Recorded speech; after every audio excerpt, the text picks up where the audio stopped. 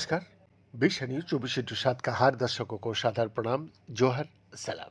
दर्शक, एक नए शोध से पता चलता है कि लोगों द्वारा अपने शरीर के प्रति धारणा को अस्थायी रूप से बदलने से उन्हें व्यक्तिगत यादों को याद करने में मदद मिल सकती है, संभवतः उनके जीवन के शुरुआती वर्षों की याद भी। साइंटिफिक रिपोर्ट्स पत्रिका में प्रकाशित ये दिखाने वाला पहला अध्ययन है कि वयस्क को अपने स्वयं के चेहरा के एक संस्करण को देखने और उसे मूर्त रूप देने के बाद, जिसे उनके बचपन के रूप में देखने के लिए डिजिटल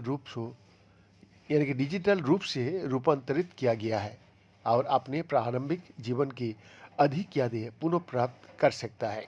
कैम्ब्रिज स्थित एंग्लिया रस्किन विश्वविद्यालय की तंत्रिका वैज्ञानिकों द्वारा संचालित इस प्रयोग में 50 वयस्क प्रतिभागियों को शामिल किया गया था और इसमें एनफेसमेंट इल्यूजन नामक तकनीक का इस्तेमाल किया गया और इस विधि से व्यक्ति कंप्यूटर स्क्रीन पर प्रदर्शित चेहरे को अपने प्रतिबिंबों के रूप में देख सकता है।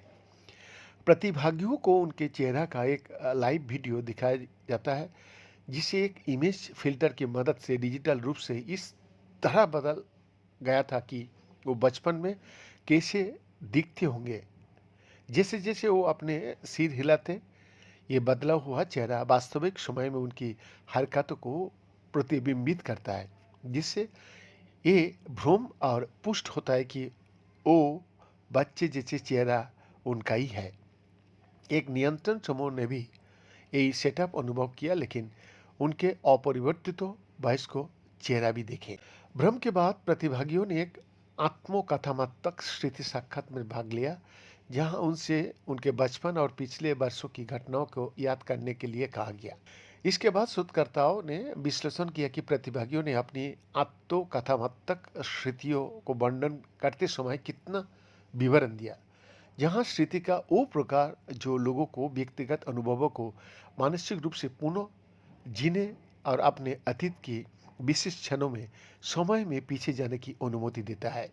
परिणामों से पता चला कि शारीरिक आत्मबोध में बदलाव इस बात को प्रभावित कर सकता है कि व्यक्ति कितनी आसानी से दूर की यादों तक पहुंच पाता है।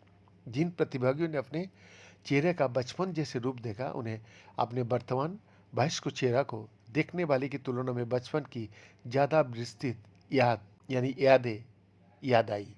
शोध दल के अनुसार ये निष्कर्ष शारीरिक जागरूकता और स्मृति पुनर्प्राप्ति के बीच के संबंध पर नई रोशनी डालती है।